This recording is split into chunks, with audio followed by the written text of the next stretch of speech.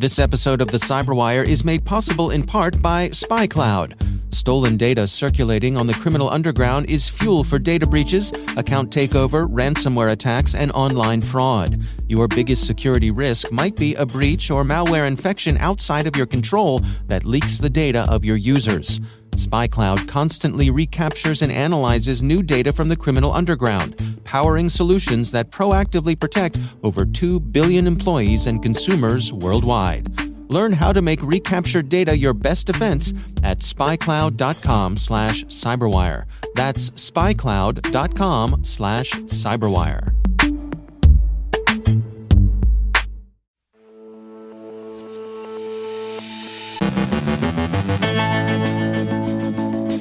An update on U.S. cyber defensive operations in the war in Ukraine. You can't tell your oligarchs without a scorecard. Google ejects data harvesting apps from Play. China preps the cyber battle space against India's power grid. More moves against Hydra Market. Bearded Barbies catfishing. Betsy Carmelite from Booz Allen Hamilton on a blueprint for achieving a secure and resilient .gov. Our guest is Padraic O'Reilly from CyberSaint with a fresh look at ransomware. And Your Majesty, meet this dissident who also needs to move money for the best of reasons.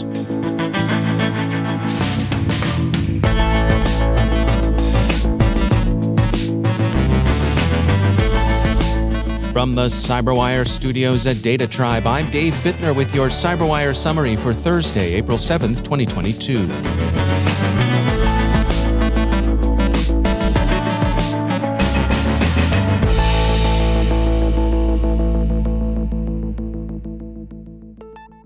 The U.S. Department of Justice announced late yesterday that the command and control functionality of Cyclops Blink, a major GRU-run botnet afflicting WatchGuard firewalls and ASUS routers, had been taken down. The department described the court-ordered act of lawfare as follows.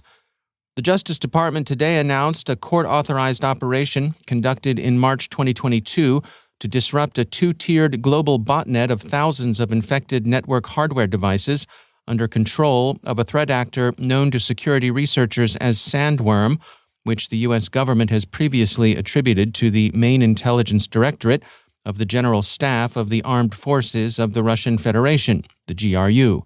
The operation copied and removed malware from vulnerable internet-connected firewall devices that Sandworm used for command and control of the underlying botnet. Although the operation did not involve access to the Sandworm malware on the thousands of underlying victim devices worldwide, referred to as bots, the disabling of the C2 mechanism severed those bots from the Sandworm C2 device's control. Cyclops Blink had been publicly in British American crosshairs since February 23rd, when the NCSC, CISA, the FBI, and NSA issued a joint advisory describing the malicious campaign. WatchGuard published remediations that same day, and ASUS followed suit shortly thereafter. The New York Times points out that the takedown was preemptive, as Cyclops Blink had simply been staged and not, as far as is known, actually been used. It could have been employed in a range of operations, from simple surveillance to destructive attacks. U.S. Attorney General Garland said, "Fortunately, we were able to disrupt this botnet before it could be used." The Washington Post reported this morning that Facebook's corporate parent Meta had disrupted influence networks operated on behalf of the Russian and Belarusian governments. The Post writes, "The social media giant disclosed the campaigns in a 27-page report, including efforts to falsely report Ukrainian users as breaking the rules and efforts to hack into the accounts of Ukrainian military personnel. We continue to see operations from Belarus and Russia-linked actors target platforms across the internet," Facebook head of security policy Nathaniel Gleicher said during a call with reporters. "We know that determined adversaries like this will keep trying to come back." Facebook, which last year changed its name to Meta, said it has been fighting efforts by Russian authorities to promote propaganda about the war, including false claims about Ukrainian military aggression in the region or blaming Western nations' complicity in the war. The company said it gave fact-checkers in the region more resources and launched a special operations center with Russian and Ukrainian speakers to monitor war-related issues on the platform. The Belarusian activity Facebook shut down included work by Ghostwriter, well known for Eurocentric disinformation operations. Meta's quarterly adversarial threat report details the Russian and Belarusian operations and the steps Meta took against them. The report says, in part, government-linked actors from Russia and Belarus engaged in cyber-espionage and covert influence operations online. This activity included interest in the Ukrainian telecom industry, both global and Ukrainian defense and energy sectors, tech platforms, and journalists and activists in Ukraine, Russia, and abroad. Russia at midweek offered payment in rubles against dollar-denominated bonds. The move, forced by U.S. blocking of additional Russian dollar accounts, is generally seen as a possible sign of approaching Russian default. Banks refused to process about $650 million in payments, Bloomberg reports, which forced Russia to offer rubles instead. Both the U.S., according to Reuters, and the U.K., according to The Telegraph, have substantially tightened financial sanctions. The oligarchs haven't been forgotten either. Forbes has a useful list of who's who among the oligarchs, if you're keeping score at home. The Wall Street Journal reports that Google removed dozens of apps from its Play Store when it was found they contained data harvesting code carried in a software development kit provided by Measurement Systems, a Panamanian company said to have connections with the U.S. firm Vostrom Holdings. Infected products researchers at AppSensis found include Muslim prayer apps, a QR code reader, and a speed trap detector.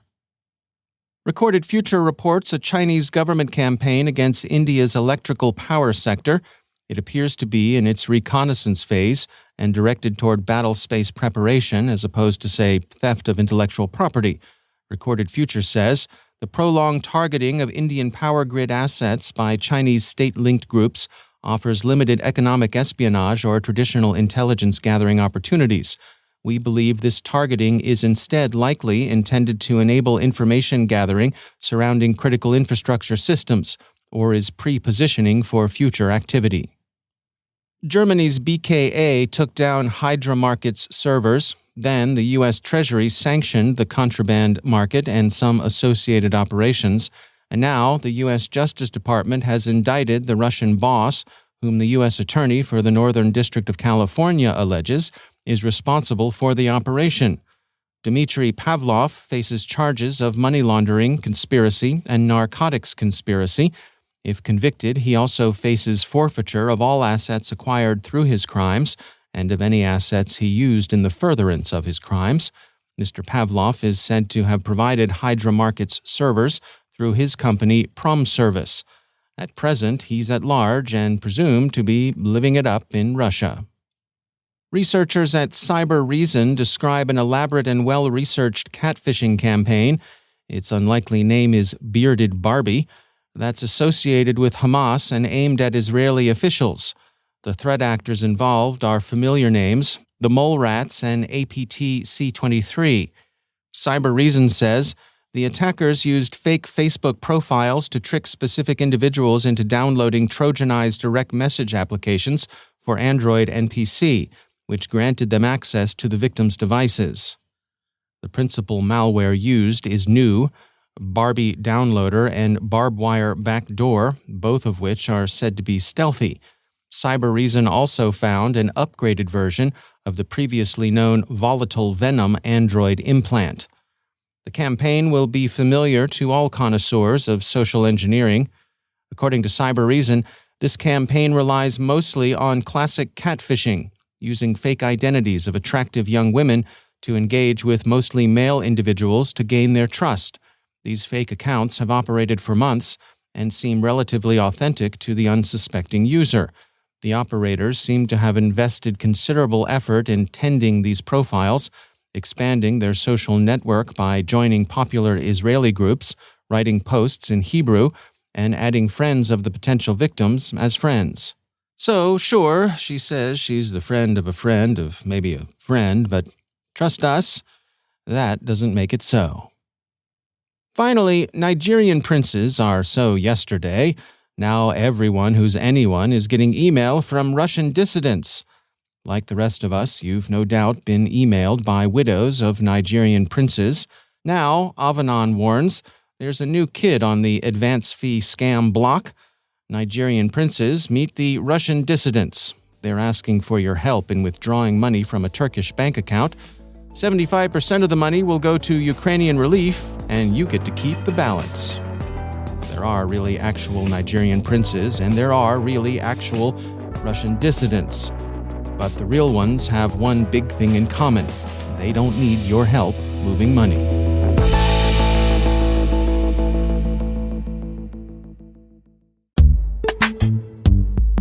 And now, a word from our sponsor, Hunters. Hunters is a SOC platform that ingests data from your IT and security tools and applies a built-in detection engine, encoded with hundreds of TTPs, attack methodologies, and threat intelligence.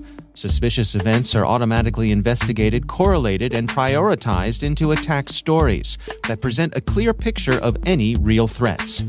This reduces the response time from days to minutes. Combining Hunter's SOC platform with Snowflake's data lake can help your security team achieve greater coverage at a predictable cost and mitigate threats faster and more reliably than SIEM. Hunter's SOC platform. Effectively respond to incidents that matter. Visit hunters.ai to learn more. And we thank Hunters for sponsoring our show.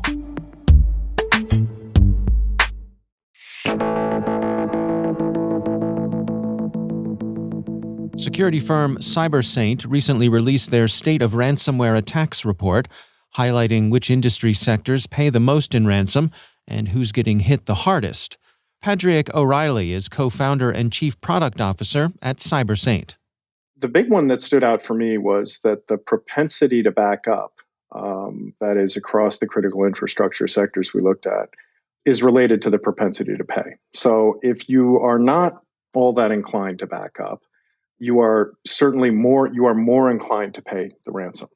The industries that do a better job with backups more generally and sort of contingency planning and incident response are more confident in saying no when it comes to paying ransom. So that one, it seems obvious on the face of it, but it was good to see it in the data. And that's something when we talk to companies, because a whole host of things is suggested with respect to ransomware, and backups is certainly on the list, but sometimes companies don't know how to prioritize all of that. What about ransom payments? You did some digging there as well. Yeah, we did, and we looked at sort of the propensity by industry. Some of that is, industries that, Colonial, for example, came out and announced within days that they had paid the ransom. Industries with huge OT infrastructure and products that they have to deliver to market who can't afford any downtime whatsoever often pay.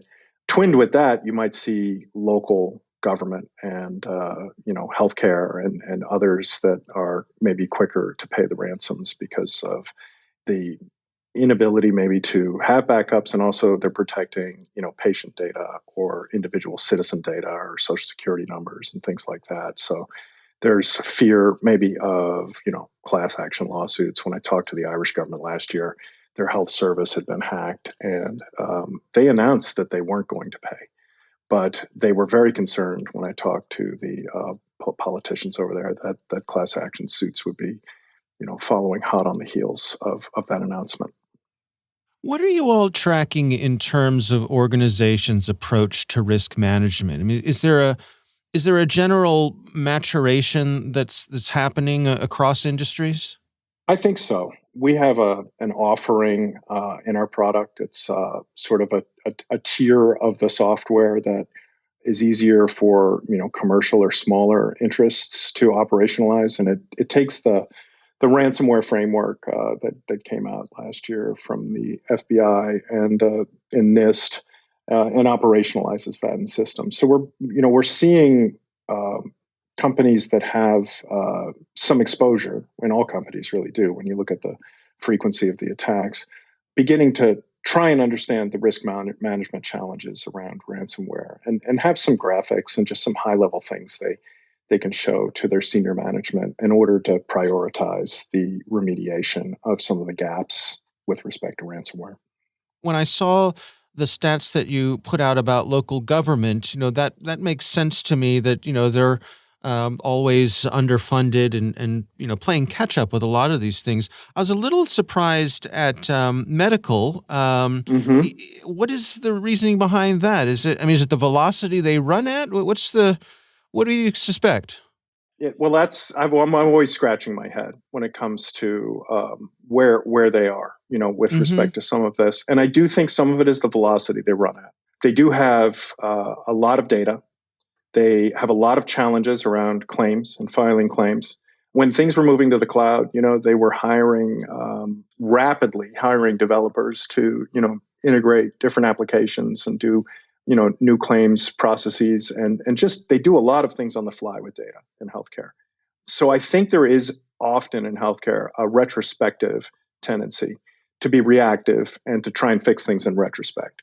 I do think that COVID has put a lot of pressure on them to migrate a lot of their data services to the cloud. You can kind of see that with the online, doctor's appointments. That came very quickly, but actually, the protections around it may not be fully baked.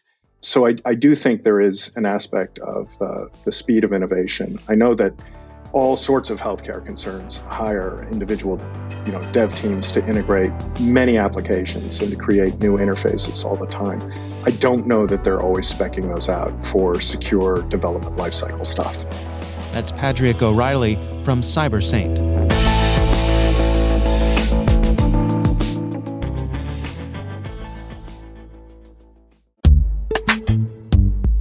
And now, a word from our sponsor, Barracuda. Cyber criminals are working overtime. Last year, in the fourth quarter alone, phishing attacks disguised as COVID testing information increased by 521%. Barracuda has identified 13 types of email threats and how cyber criminals use them to steal money from your company or personal information from your employees and customers. Find out about the 13 email threat types and how Barracuda can provide complete email protection for your teams, your customers, and your reputation. Get your free ebook at barracuda.com/cyberwire. That's barracuda.com/cyberwire. And we thank Barracuda for sponsoring our show.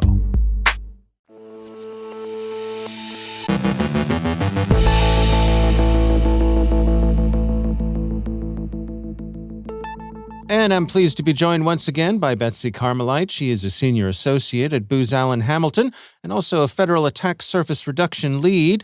Betsy, it is always great to have you back. I want to talk about a report that you and your colleagues recently put out there, and this is about security in the federal space. What can you share with us today?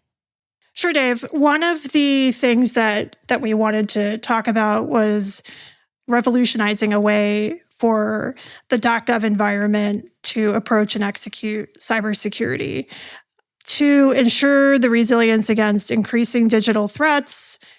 We want to look at how the U.S. can design and activate a whole-of-nation cyber strategy and a supporting cybersecurity system that integrates cyber defense and offense to provide a credible deterrence policy.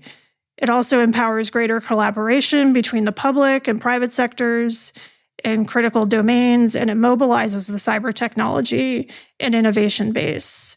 One of the ways that we are approaching this is through a recent study we conducted and devised called the Blueprint for Achieving a Secure and Resilient .gov.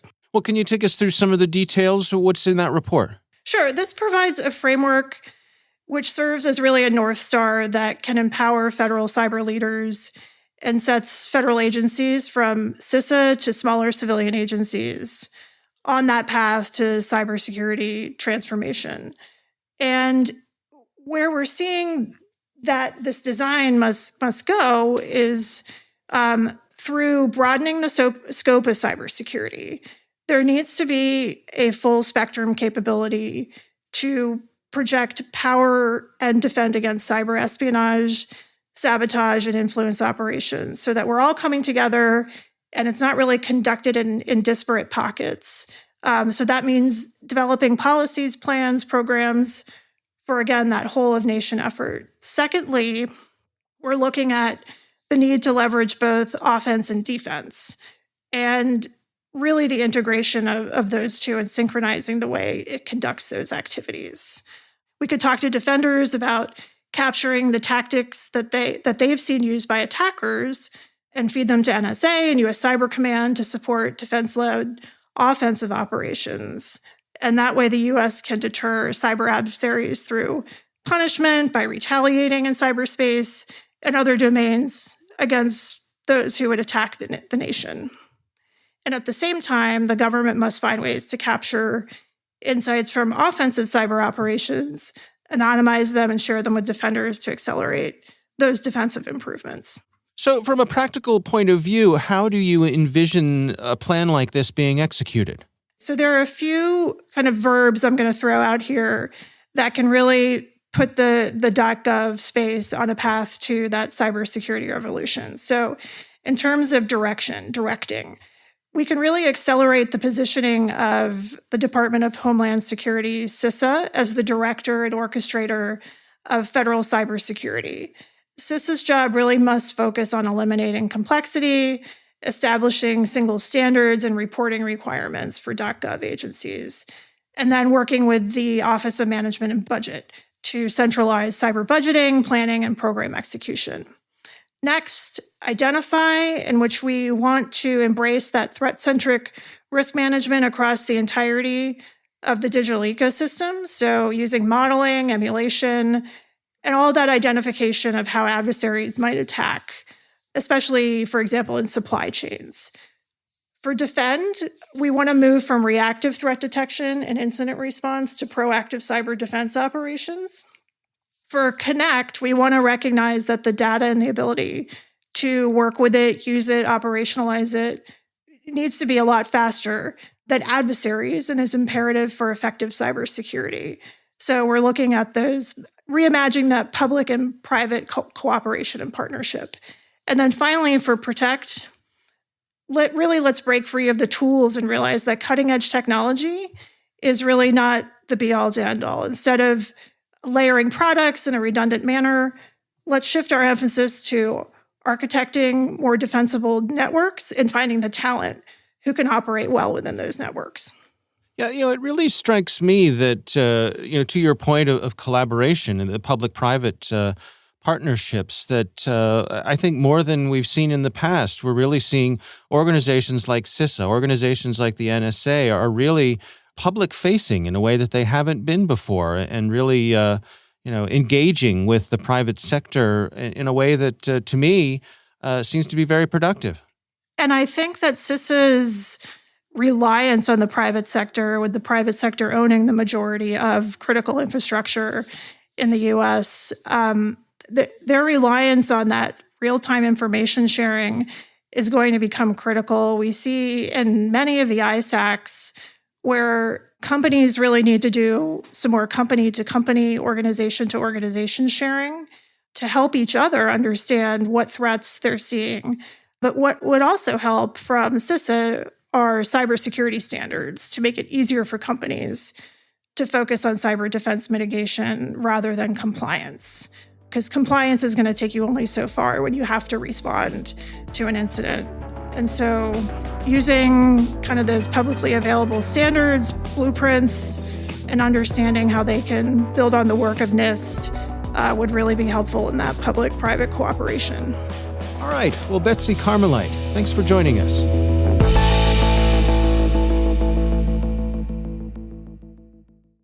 Thanks to all of our sponsors for making the CyberWire possible, especially our supporting sponsor, PlexTrack. PlexTrack, making cybersecurity teams more efficient, effective, and proactive. Learn more at plextrack.com/thecyberwire.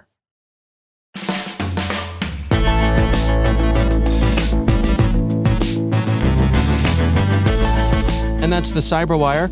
For links to all of today's stories, check out our daily briefing at thecyberwire.com. The CyberWire podcast is proudly produced in Maryland out of the startup studios of Data Tribe, where they're co-building the next generation of cybersecurity teams and technologies. Our amazing CyberWire team is Liz Irvin, Elliot Peltzman, Trey Hester, Brandon Karp, Eliana White, Guru Prakash, Justin Saby, Tim Nodar, Joe Kerrigan, Carol Terrio, Ben Yellen, Nick Valecki, Gina Johnson, Bennett Moe, Chris Russell, John Petrick, Jennifer Iben, Rick Howard, Peter Kilpie, and I'm Dave Bittner. Thanks for listening. We'll see you back here tomorrow.